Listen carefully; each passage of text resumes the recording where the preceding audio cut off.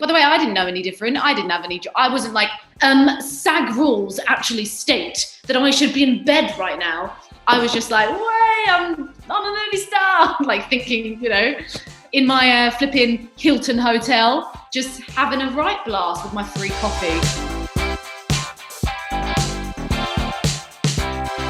Hello, everyone. Welcome back to Collider Ladies Night. I am beyond thrilled to welcome Naomi Scott to the show this time around.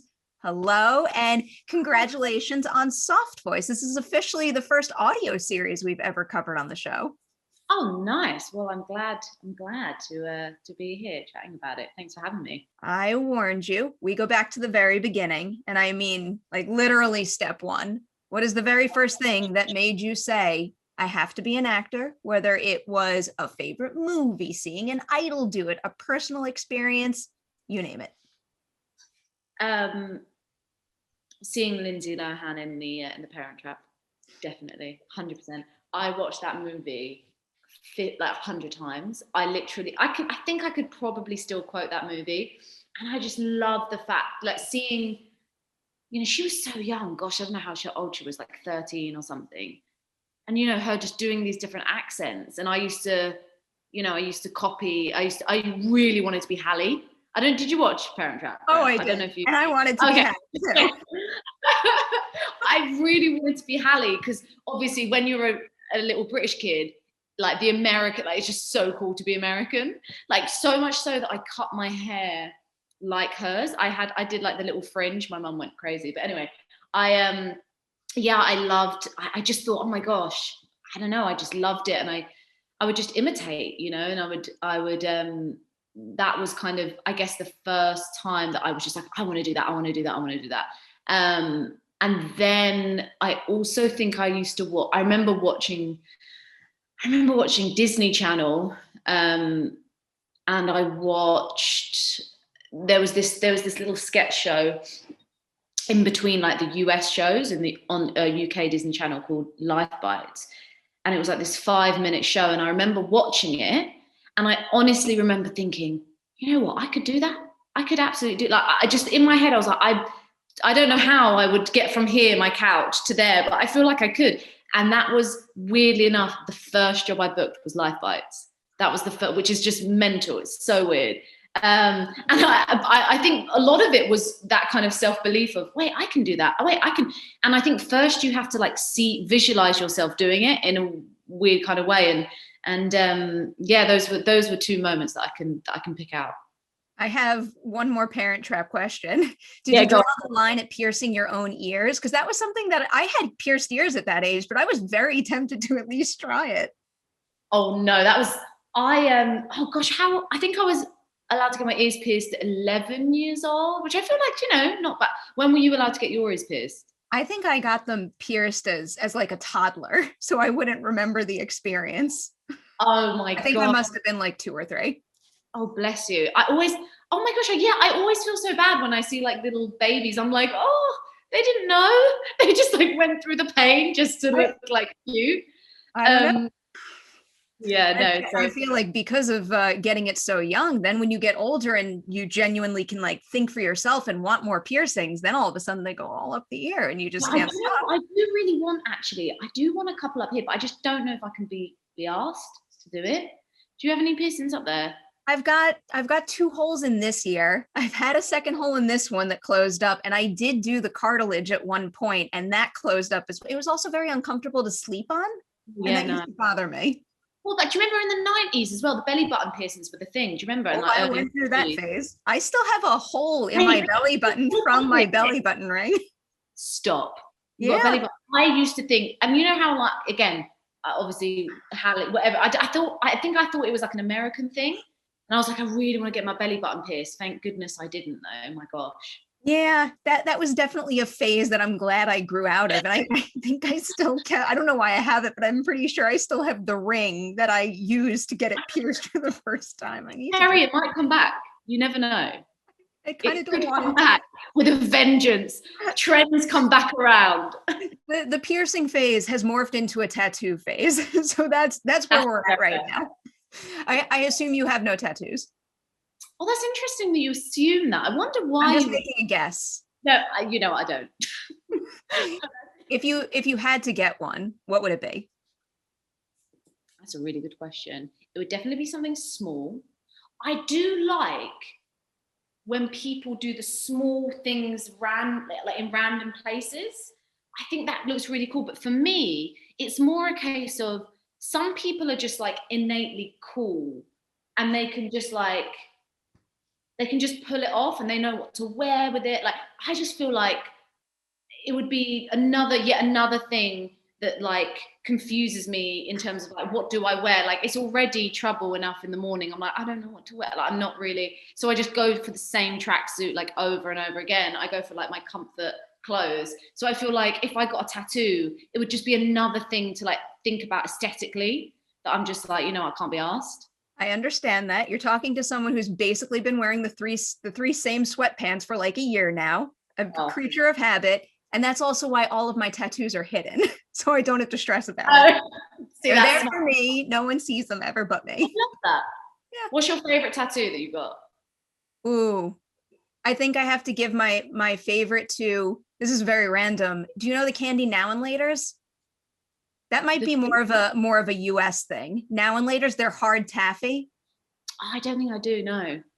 Google them after. I feel like you'll know if you see the logo. My grandfather invented them. And so when he passed away, I got a tattoo of the old school logo for Now and Laters, and my mom got one and my sister got one as well. So we all have them. Wait, that's so cool. I bet you have such an interesting family history. Back to you now. Back to the initial dream, actually. Yeah. Yeah. When you first pictured yourself making it, so to speak, what did you picture at the time? Was it being a Disney star? Was it going as far ahead as maybe winning an Oscar one day? What did it look like? Oh, I think it was all jumbled, to be honest. I think it was everything.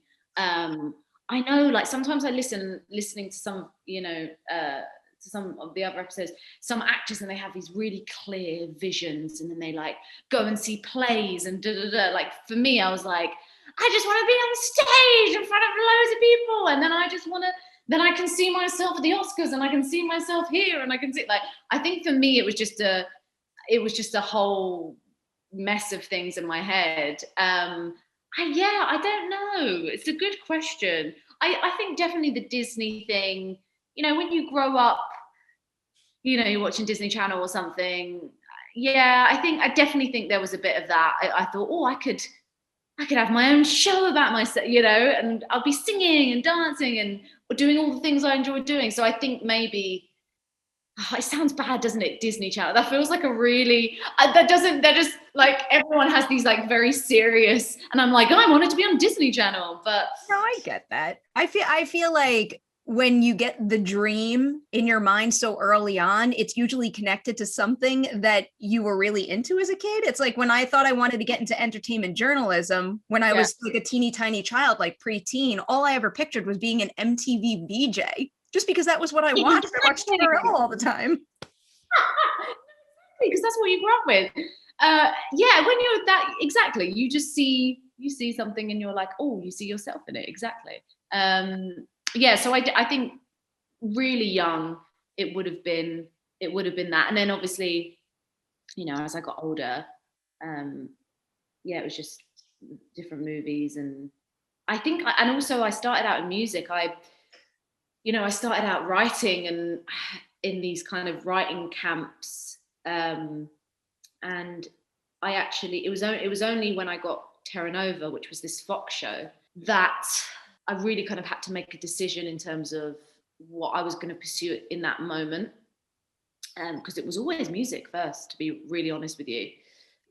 Which is also interesting because I feel like my movie education is only been in the last, few years. I feel like that's, I've had my own sort of school of watching things and going back, and I have many holes and many things that I probably should have watched that I hadn't. I didn't necessarily grow up a movie buff or like kind of just being obsessed with movies in that way. It was always music. So it was that moment of, there was a bit of a transition moment there, and I remember kind of going, I think this is a great opportunity for me to take. And off I was to Australia. So so yeah, I think it was both singing and acting. And acting was just, again, when you're that young, I don't think you overthink it.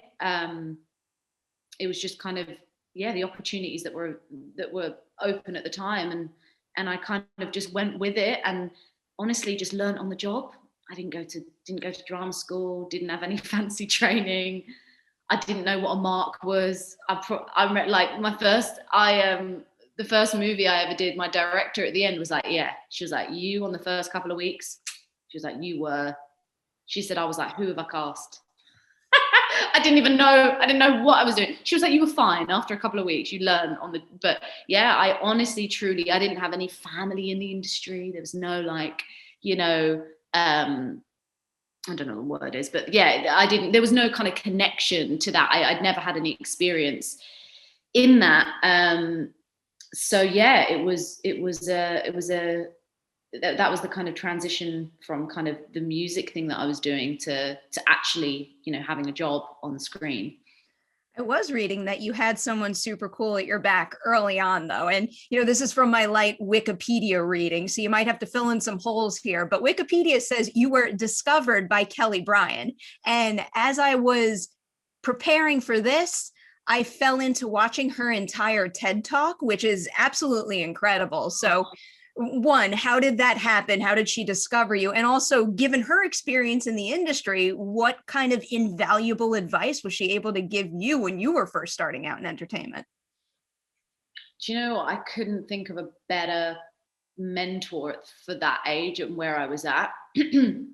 So Kelly Bryan, oh, I love that. I love that, you know, Kelly's amazing, and, you know, such a good friend of mine, and was just, yeah, so basically I was 14.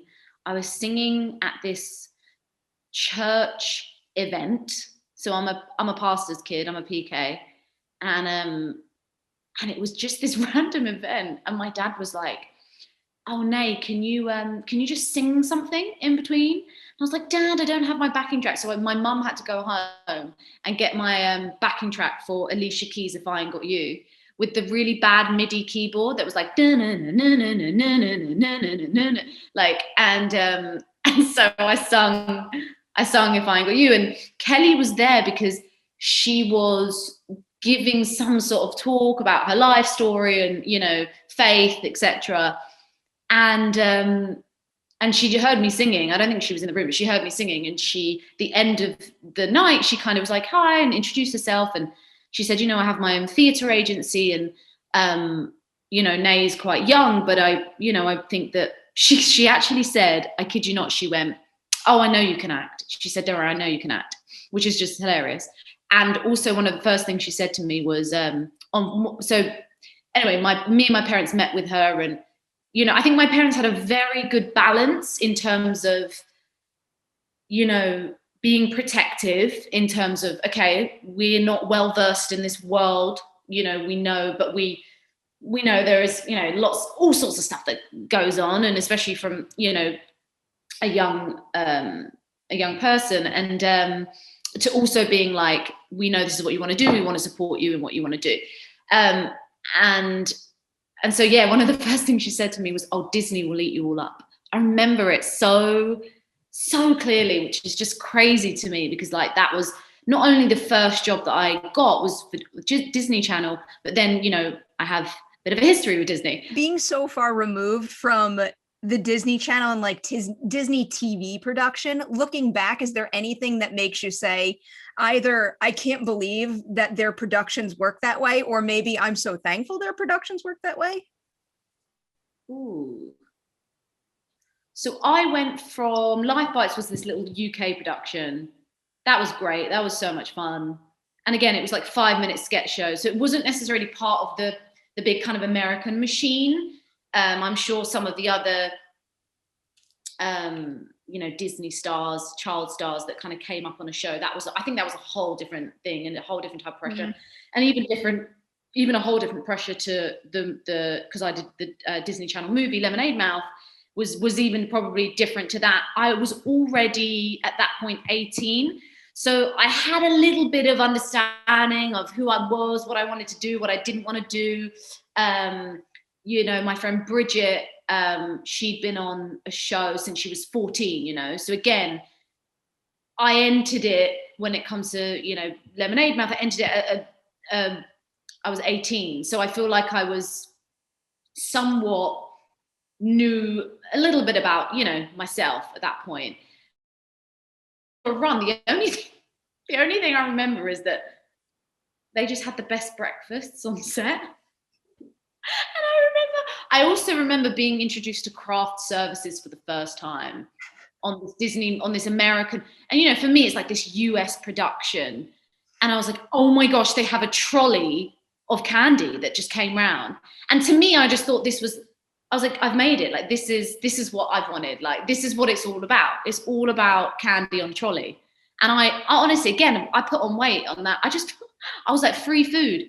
That's the other thing as well. You've got to remember, like, for me, like free food, man. You don't say no to free food. And that was free shit. So I was just like, yeah.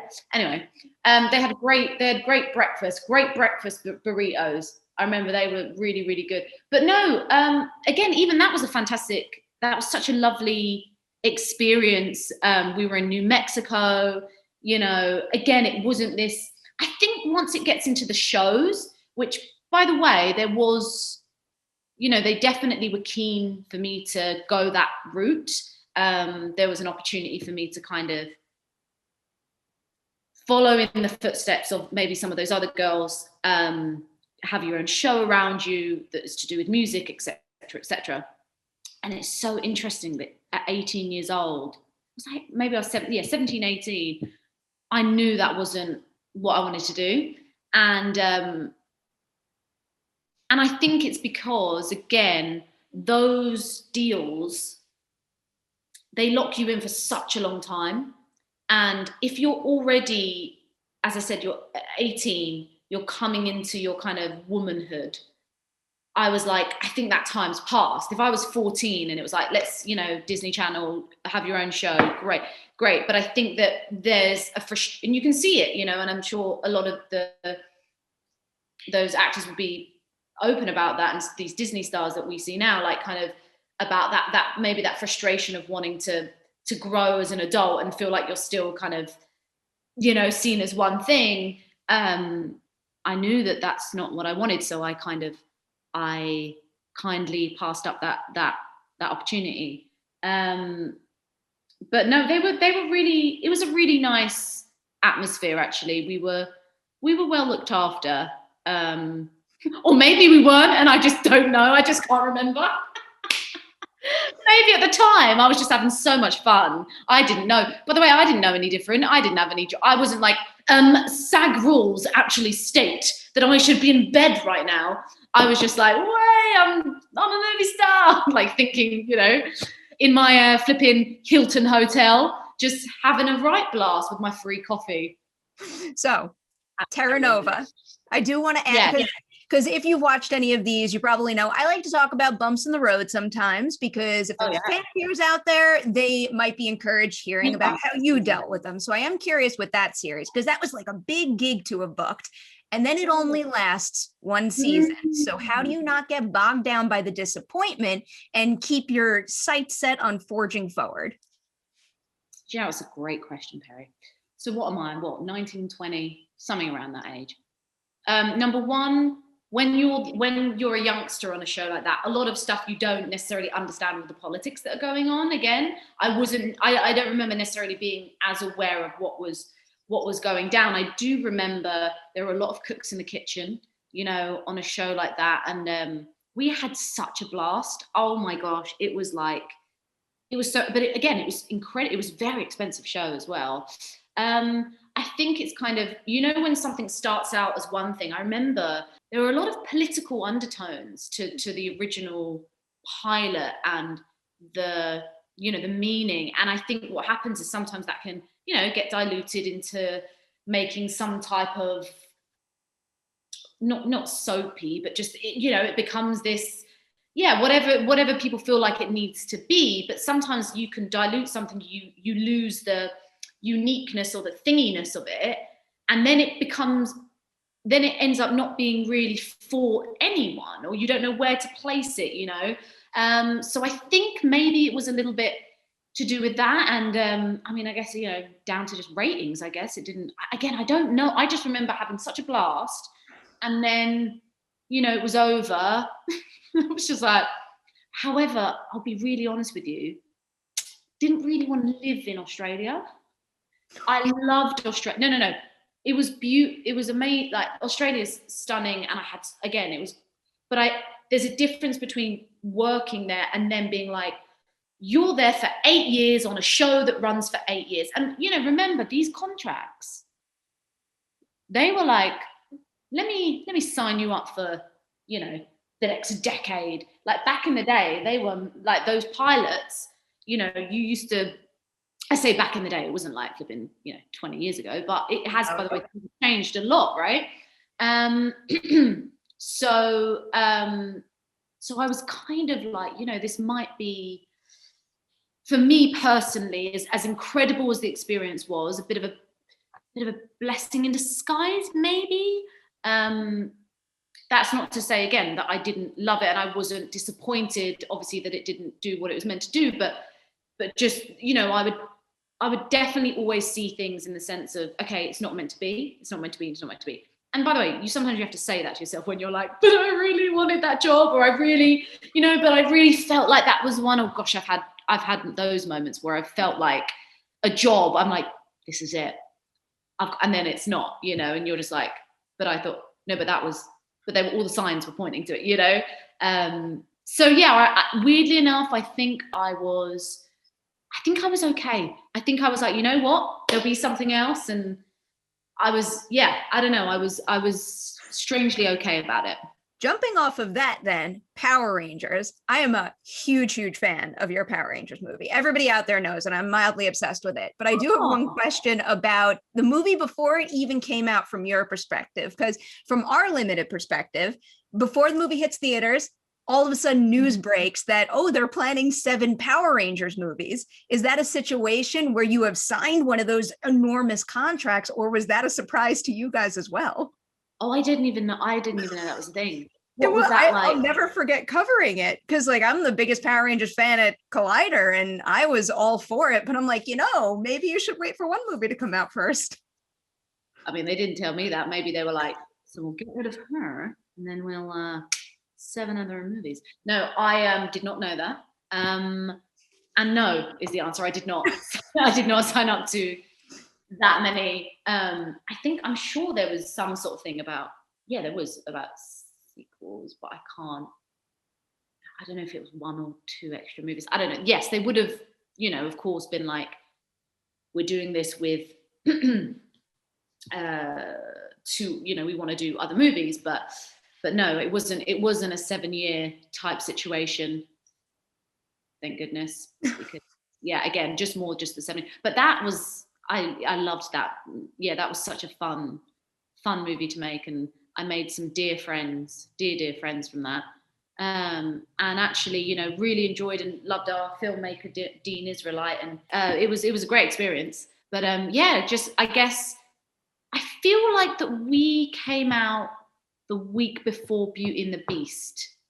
Sounds about right. And I remember, and we were kind of like, it was like, because Beauty and the Beast just like killed, of course, and you know what though? I think we did well. We did well in that first week, and it kind of just didn't have the go power, in that sense. But hey ho, that's how these things go, That it does. I am disappointed though. I wanted to see the franchise continue on with this particular ensemble.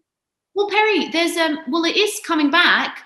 Jonathan Entwistle, End of the Effing World director. Which is a great show. I can't believe I haven't pointed this out either. Like, what screen? That's the yellow power coin from the movie. Wait, so you're like a fully fledged fan? I got it. Yeah, that's amazing. So wait, we must have. I feel like did we meet?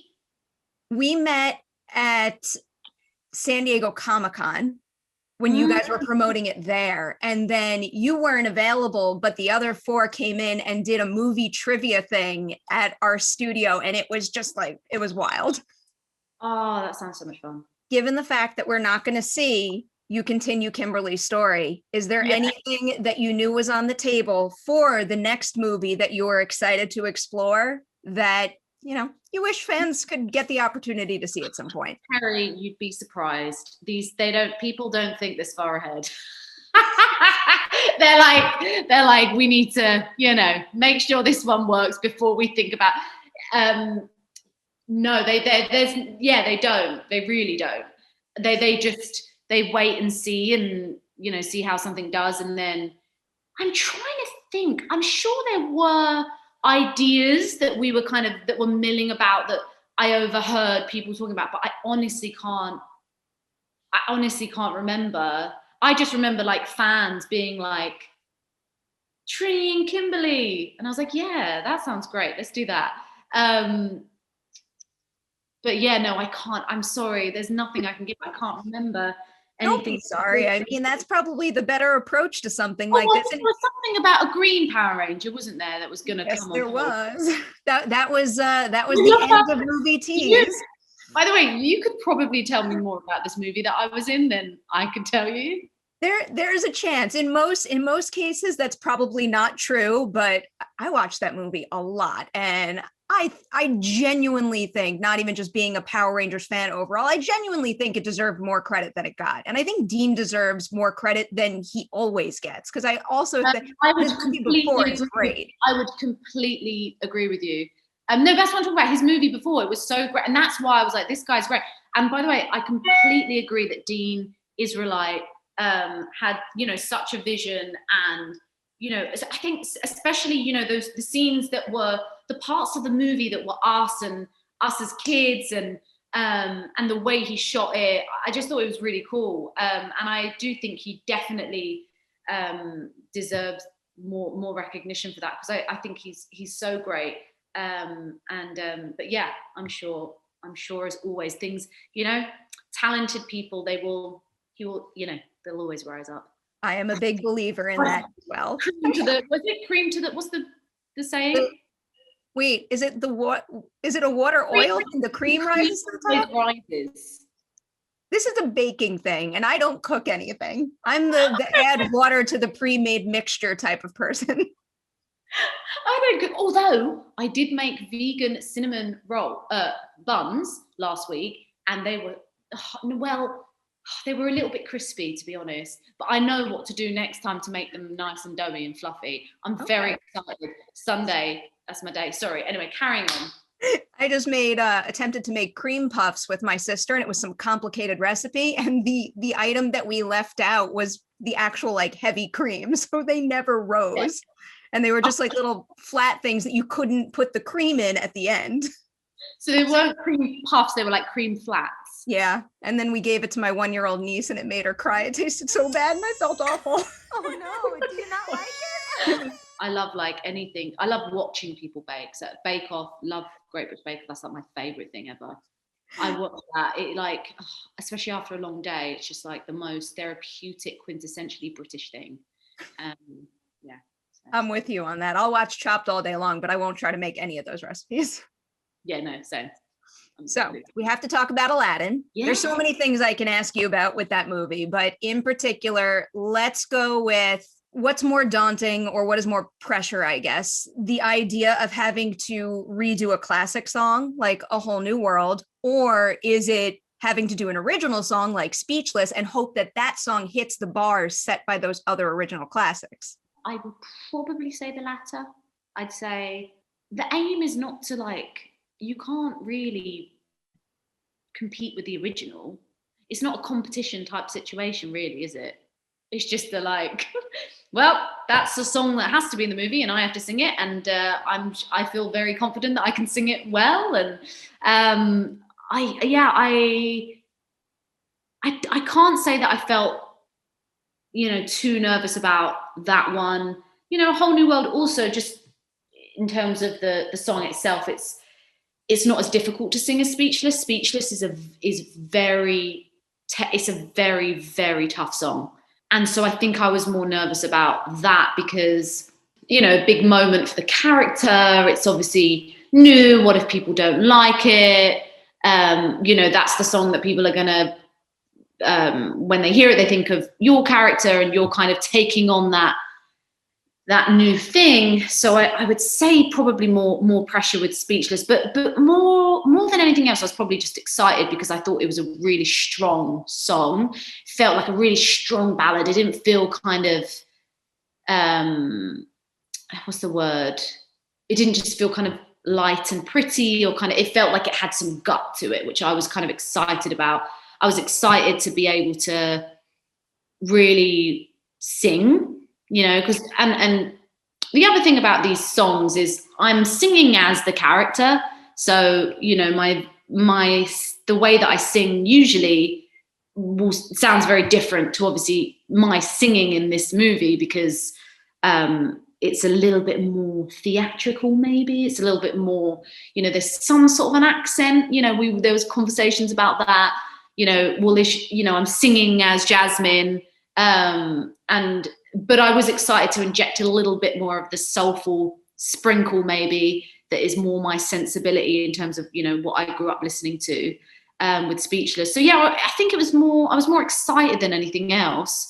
Probably because maybe I'm just like, I go into these things quite blind. I'm just like, I think it's a great song. If I think it's a great song, everyone knows. But and some people like new things. Some people don't. Some people kind of like, no, just stick to how it is. And you're never gonna please everyone. But at the very least, I loved the song. I loved the meaning behind the song. I loved the moment that it came in the movie. I loved the fact that away from the movie, it felt like it had some sort of, it felt somewhat modern, and that was what kind of excited me. But yeah, I feel like I should have maybe felt, more pressure on all these things. But when you're in that bubble, that lovely bubble of making the movie, and you're with all these people, and you feel really confident about the choices that you're making, and you are very clear about what it is you are looking to achieve. That's all you can really do, because ultimately, that there are going to be people that dig it and people that don't. And that's like anything that I've done up till now. So I'm kind of like, there's no point overly worried. I've had things that have been, as you said, things that have been complete, and I don't like to use the word flop, actually, because as I said, and I think other actors would probably agree with me. Well, actually, even Sarah Paulson, she was saying about, I can't remember what it was she said she was in, but she said, no, at the end of the day, I loved that experience, and I loved whether people received it well or not. It's kind of like that was such it was such a growing experience for me in some way, and working with people that I loved, and working on something that I loved. So ultimately, you've got to see it like that. You can't just constantly worry about how it's going to be perceived.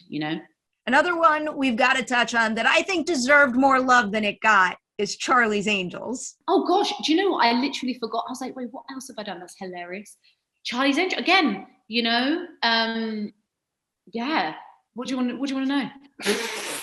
Let's go. I mean, I want to know a million things, but let's go with, what is something that Ella and Kristen did for you on set as a scene partner that you wish more actors brought to set out there?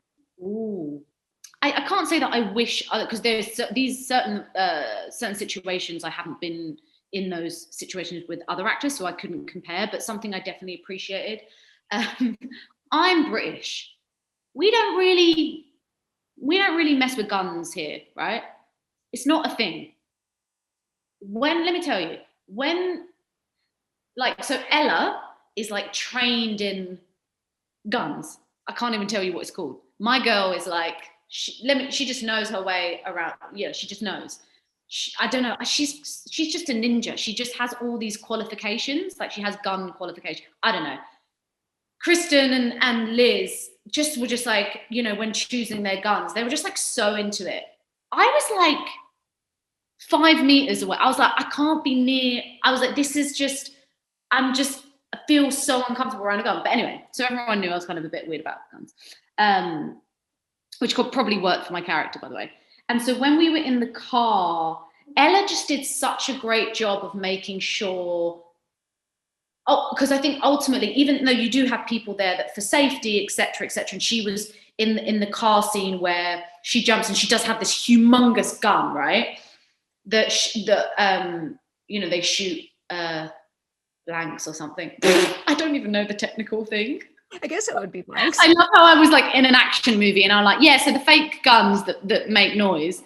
And she just made sure that I felt comfortable in the sense of she would stop and be like, no, wait. So Naomi, I'm going to put it here so that the butt is here. So do you feel comfortable with that? So she just made sure that I felt really comfortable, and I just really appreciated it. And she was just fantastic when it came to stunt stuff. When it came to anything physical, she really kind of owned those moments, and I really give credit to her because and this was her first movie, and the way she navigated it. I love that girl. I think she's wonderful, and she's now like she's like a video game.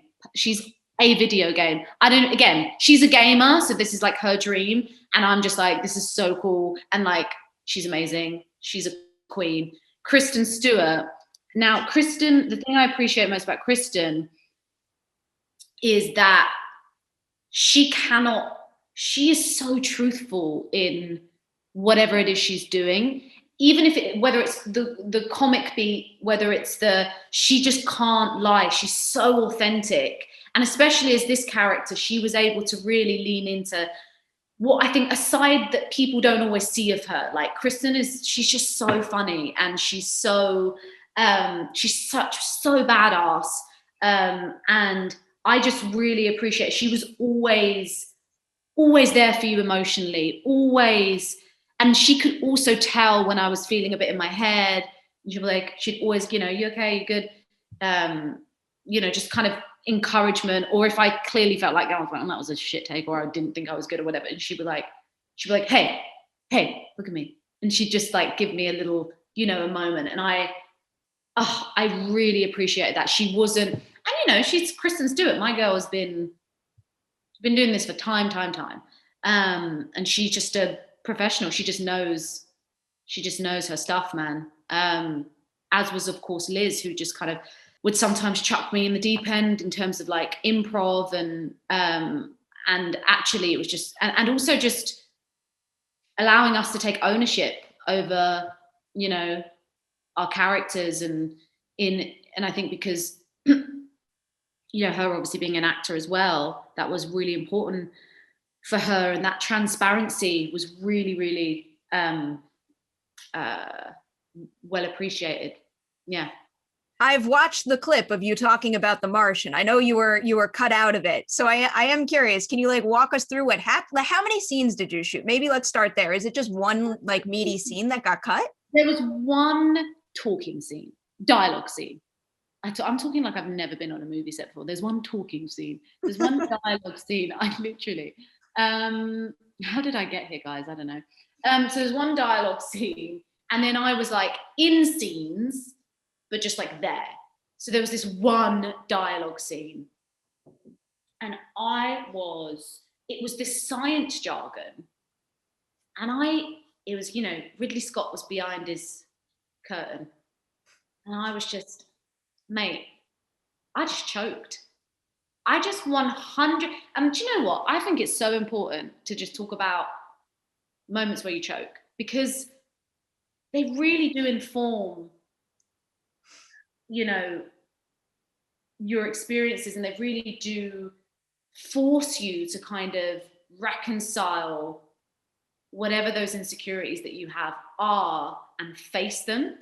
So I actually think it's great. And this is why I don't mind. I'm like, yo, let me tell, and anyone out there who's like, in whatever field of work, and you think of that time that you wanted the ground to swallow you up, let me tell you, we've all been there. I've been there in front of Ridley Scott, and I was choking. I couldn't get these words. I couldn't get these jargon words out. And I literally remember thinking, genuinely in my head, that phrase, I want the ground to swallow, like I wanted the ground to swallow me up. I actually want the ground to swallow me up right now. And we finally, I got it. I mean, if they wanted to use it, they could have. I think it was probably a combination of the fact that they didn't actually need it. However, the fact that I know I was like so nervous and that I choked, I probably was like, in the back of my mind, I was like, yeah, I don't know if I'm going to make it into this movie. And then I went to the screen, and then I went to the screening, the cast and crew screening with my best mate, Ife. And I just remember we were just watching, and I was like, when does my bit? I'm sure my bit. Oh no, maybe it's after. No. Okay, so now, right, so Matt Damon, he's safe now. Yeah, I don't. Okay, I was just like, oh, okay, yeah. No, I'm not going to be after the credits, so think I'm not in it. Is it not typical for them to warn you in advance? I was just a little role. They didn't care. Yeah, it's not like maybe if you're like the lead in something, That makes sense. I wouldn't take that stuff too personal. Like, it just is. Do you know what I mean? I laughed it off. I came back to my my mother-in-law. This is the best thing. I got back home. I went to hers, and because we were there, and she opened the door and she went, "You right, extra?" Because literally in the movie, I was just like, there's one shot of me in this cap, and I'm like this. It's like 1 second. I'm like, Have you ever looked online? So you know how there's Wikipedia? There's also like mini wikis for movies, and your character has its own little wiki page, and it's the shot of, I think, of you in the hat. It's there. oh my gosh, there was, yeah. Oh gosh, but it was a fun time. I got to go to Budapest for a few days with my cousin Tiff. It was fun, Again, you learn. But generally, I was like, okay, what happened? Why was I like? And I realized I didn't think I deserved to be there. Like, I still to this day have moments of just complete and utter imposter syndrome, of just really, I'm not, just how did I get here? I never grew up. Yeah, I didn't go to drama school. I didn't. And these are, by the way, these are just not things that I necessarily believe and give credit to, but been through that, and often your mind does go back there. You just have to continuously forge a different kind of neuro pathway in terms of what your mind goes to. But this idea of I wasn't part of I wasn't on the inside. I felt like a kind of outsider in that sense, and I didn't grow up reading Shakespeare. I didn't do theatre. I didn't, I've not done all of these things that just play on your mind in terms of like, oh, that must mean I'm not a real actor, or I'm not, or I haven't done. But I mean, the more that you realize that the more time you spend doing that, the less time you actually spend, figuring out, learning and growing and actually becoming the artist that you want to become, and not just the artist that you think you should be, Ari. Oh, I should be like this person, or I should be all these people that you look up to and you think, oh, how do I get there? But just the version of yourself. Now more than ever, there is so much appetite for specificity, and I mean that by not just specificity in terms of the content that we watch, but specificity in terms of journey of how you got there as a writer, actor, director. There's no one way. Yours can be unique, and lean into your uniqueness. But I have to tell myself that. I have moments where I'm just like, I cringe at the thought, oh, I was going through old emails the other day, like from 2030, and I was going, what was I doing? What on earth was I saying? Like, what am I going on about? You just think, yeah, you do still have moments, and but I think for me, I just try not to focus on that, and I try to go, why am I doing what I do? Forget all the other stuff. I want to be better. I want to get better. I want to work with people that are better than me. I want to work with great people. I want to be a part of things that I really believe in, and things that explore humanity in some way. And there's not to say you can't do that in the context of a big poppy movie. And I feel so blessed that I've been a part of these, you know, these types of movies, and it's a skill in itself, you know, that being a part of that big machine. It's not, it comes with its own challenges, but definitely, you know, moving forward, it is just about, you know, who I'm working with and what I'm saying with what I'm doing is kind of the most important thing for me. So that's kind of, I don't know how I got to where I got to just now, but it's actually a perfect transition, because as you were explaining all of that, I kind of pictured the whole thing playing out in a soft voice, dark voice kind of way. And this is a very random aside, but I just covered this movie that premiered at South by Southwest called Violet with Olivia Munn. And the whole movie is about Olivia Munn acting, you know, in the present, in the scene, but you also see her inner thoughts play out in text. And then on top of that, Justin Theroux is voicing the community, and the community is telling her to do the things that, you know, would align with like social norms and expectations. So experiencing the two things back to back has, you know, really made me think a lot about the way that I think and the way that I act that feels true to me versus the way that I act that might be just adhering to what other people expect. I mean, you kind of hit the nail on the head with this podcast that we just released last week. I mean, I'd never. By the way, that sounds really interesting. I definitely would want to watch that. I recommend it. Violet, right? Violet, yep.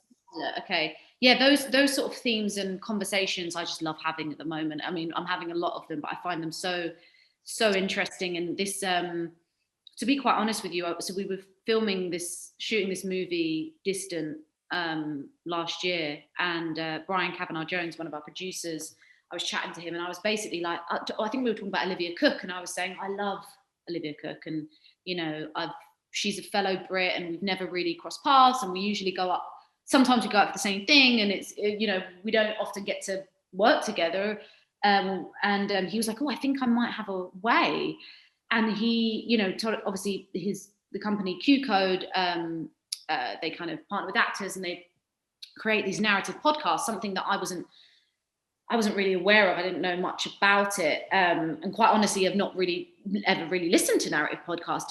Wasn't something that I'd kind of listened to. And but he sent us this script by James Blore. And we were just blown away. We were just like, first of all, it's really funny. It's really British. It's really tonally specific to James. It's really personal, and it opens up the door to all, like, so many conversations to be had, whether that is, as you say, so basically it's a podcast called Soft Voice, starring Olivia Cooke, myself, and Bel Powley, women, which are both women that I'm huge fans of, love, and just respect so much.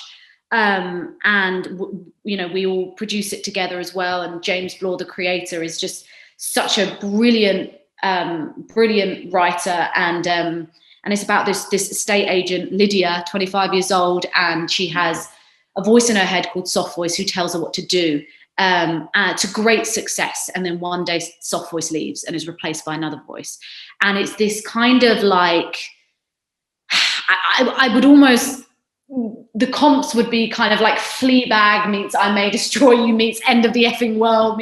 It's kind of like this, you know, as I said, it's a dark comedy, and it explores this idea, as you were talking about, Perry, of, you know, this performative, creating almost like a coping mechanism or a voice to help us navigate the world in the way that we feel like the world wants us to be, or these expectations, or these social norms, or these cultural norms that the world, these expectations they put on us, and how we then transform ourselves into something that we feel like is acceptable to other people. It's a lot of fun, and it was so cool because Sonus actually did the sound editing. So you know, when you listen to it with headphones, it feels like you have these voices in your head. And we've actually been really blown away with the with the response in terms of the people that have engaged, because for us personally, we love this so much, and does Bel and Olivia, and it's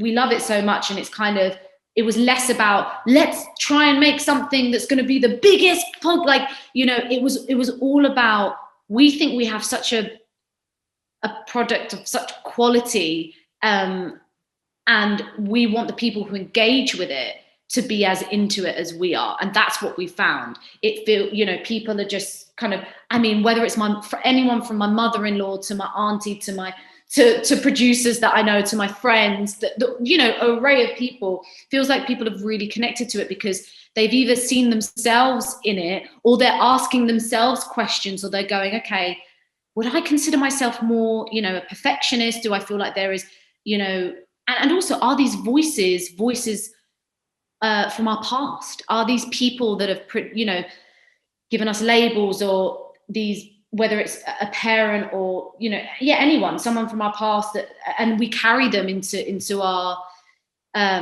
future, or this idea of projecting, you know, do we project onto other people, you know, these voices that we have inside our head? And it's a lot of fun, and it's honestly, I love it so much. And again, I think it's really fun when I get to talk about something that I just thoroughly believe in and just love, and I didn't really think it would be a narrative podcast. Like, I never, you know, it was not this strategic thing of like, no, I'm going to produce a narrative. It was just, we read it and we were like, who is this guy?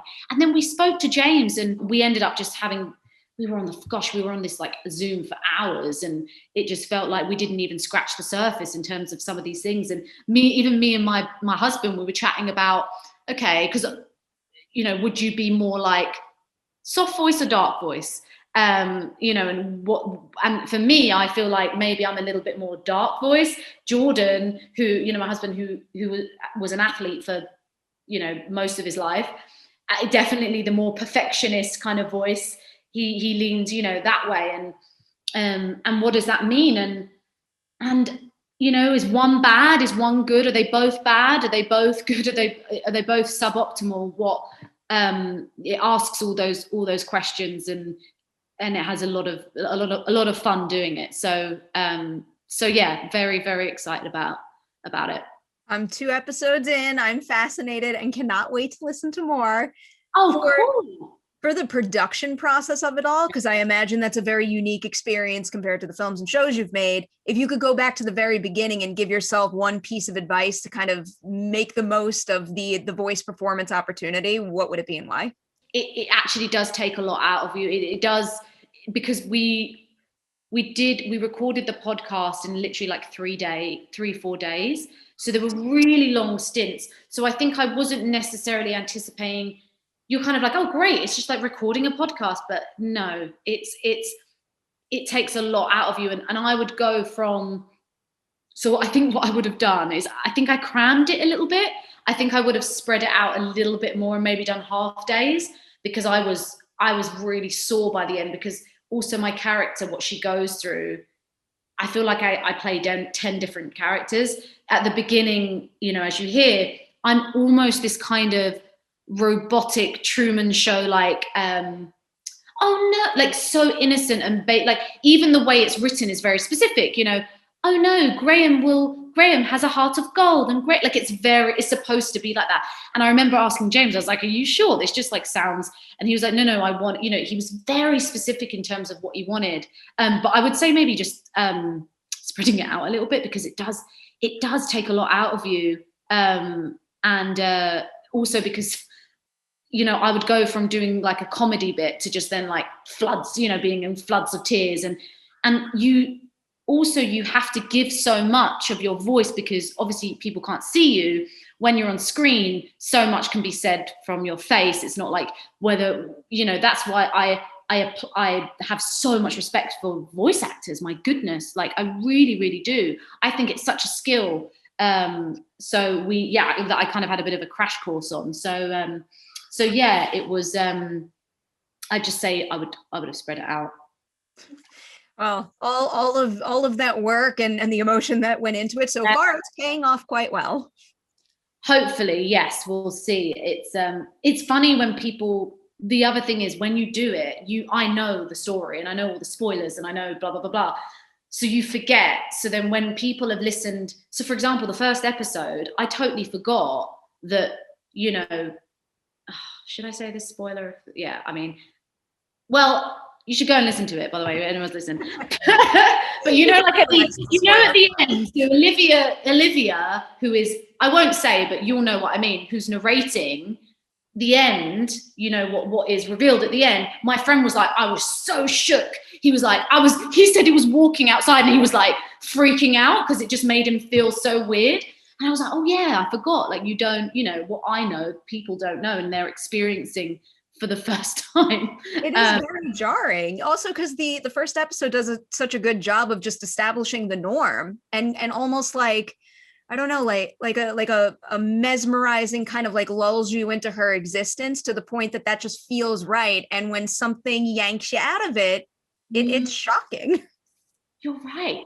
Again, that's the thing. I wish I could experience it from an objective point of view because, and I still, that's the great thing is I still love it, and I loved listening to it and kind of was able to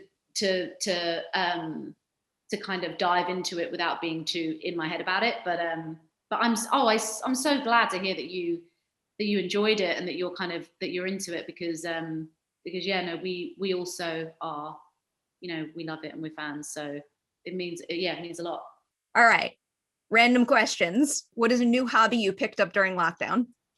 Backgammon. Really? Yeah.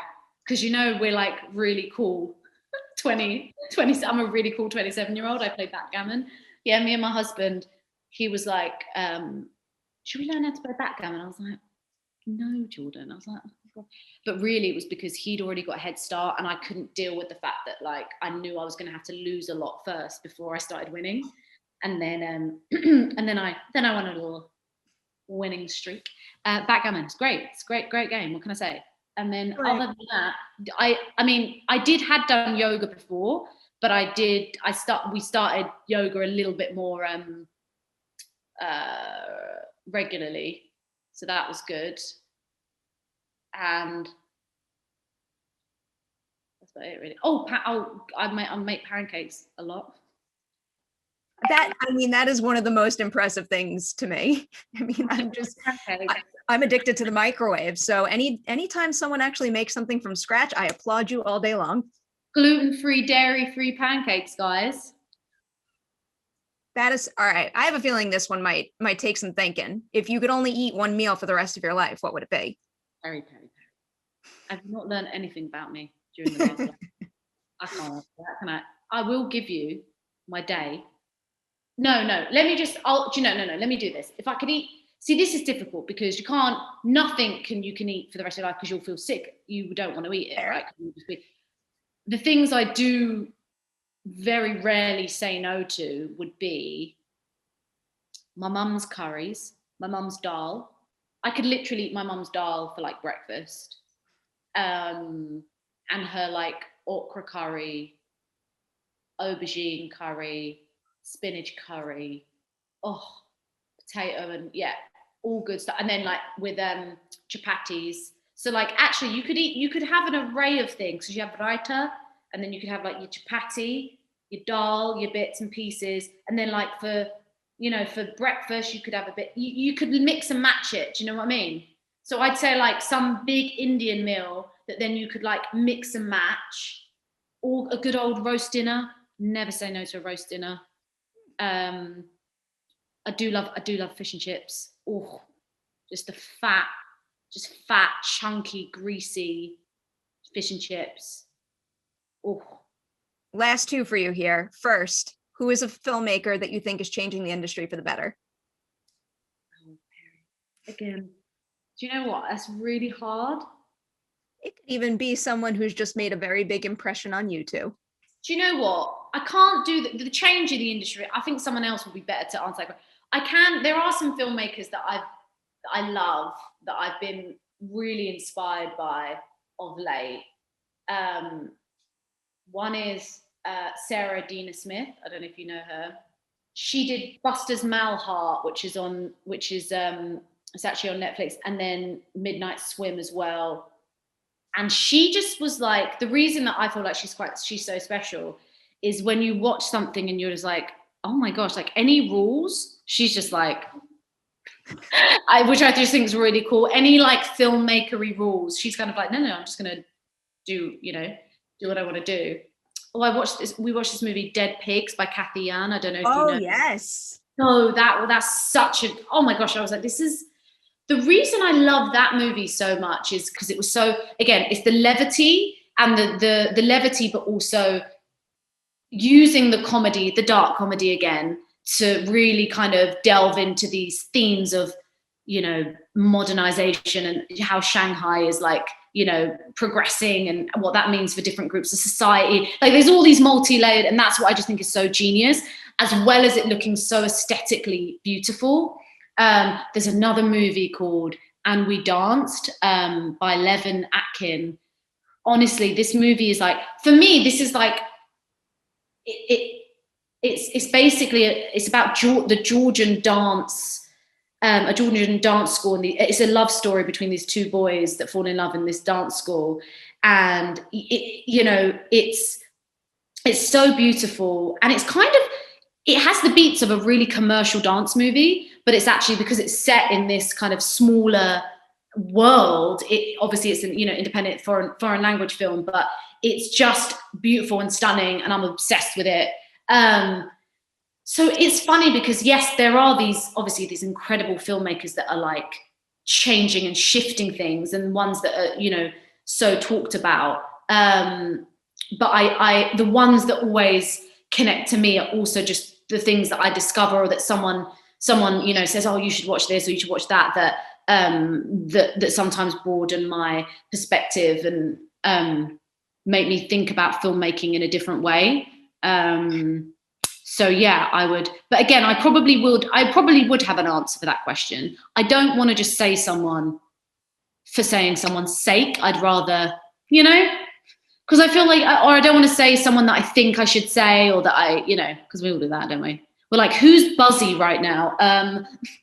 Very, very understandable, and some solid answers that you landed on, because I get so excited when people drop titles that I haven't seen before. So now I got a whole bunch of stuff to add to my list. So I appreciate that. I love anything. Oh, we're also watching The Great at the moment, which I think is, Nick Holt, so both of them. But Nick is hilarious. Nick Holt in that is just, I'm just like, it's brilliant. He is something else. Rami though is also my favorite. Rami is just like one of my favorite.